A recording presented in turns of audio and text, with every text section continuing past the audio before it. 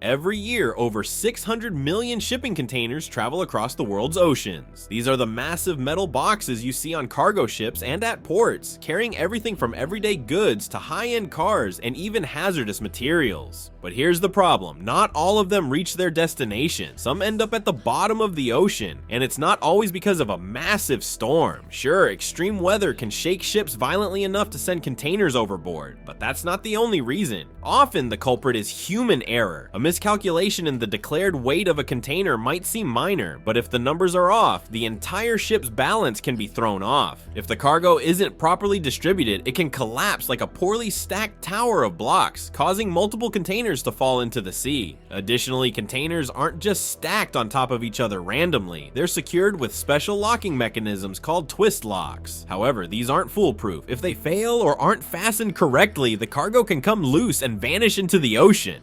The result? Thousands of containers are lost every year, taking with them cars, electronics, and all kinds of valuable goods. Many are never recovered and instead become part of the underwater landscape, rusting away and slowly being overtaken by marine life. The Felicity Ace was a massive cargo ship specializing in vehicle transportation. In February 2022, it set sail carrying a particularly valuable shipment, over 4,000 luxury cars from some of the world's most prestigious brands, including Porsche, Lamborghini, Bentley, and Audi. Its final destination was the United States, where hundreds of eager buyers were awaiting their new vehicles. But what was supposed to be a routine journey quickly turned into a multi-million-dollar disaster. On February 18th, 2022, while the ship was sailing across the Atlantic Ocean near the Azores Islands, the unthinkable happened. A fire broke out on board. The crew immediately activated emergency protocols, but the flames spread rapidly, making the situation impossible to control. All 22 crew members were evacuated by Portuguese rescue teams, leaving the massive ship adrift, engulfed in smoke and fire. The exact cause of the fire was never officially determined, but one of the leading theories suggests that it may have started in the lithium-ion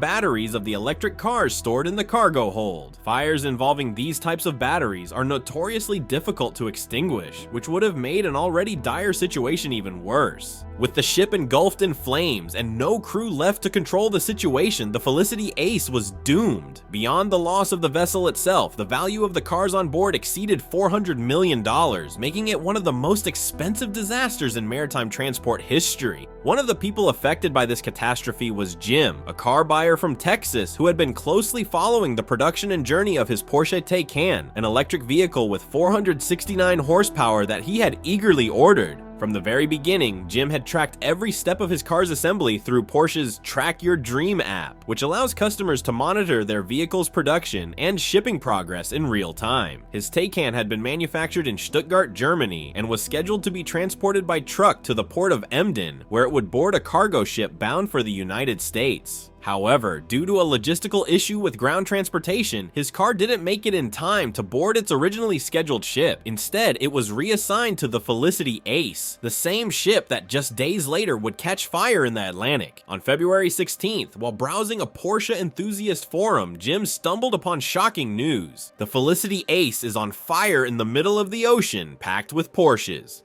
At first, he thought it had to be a mistake. But as more details emerged, he realized his Taycan was among the vehicles trapped in the disaster. Initially, authorities attempted to tow the Felicity Ace to a safe harbor, hoping to recover at least some of the cargo. A massive salvage tugboat was sent to attach to the ship and tow it 70 miles, 112 kilometers further out to sea, away from major shipping routes to assess the situation and determine if it could be saved. But the damage was too severe. The ship, nearly 200 meters long and weighing 60,000 tons, was completely compromised. After weeks adrift on March 1st, 2022, the Felicity Ace finally tipped to one side and sank into the North Atlantic, settling more than 3,000 meters, nearly 10,000 feet, below the surface. Along with the ship, thousands of luxury cars vanished, including rare and limited edition models that would never be recovered. For Jim, this meant that his highly anticipated Taycan was now resting on the ocean floor. The loss of these vehicles didn't just affect individual buyers like Jim, it also hit the automakers hard. Some brands took action to compensate their customers. Lamborghini announced that it would rebuild the 15 Aventador Ultimate units that had been lost at sea, even though production of that model had already ended. This meant reactivating creating a closed assembly line, which was a major logistical and financial challenge for the company.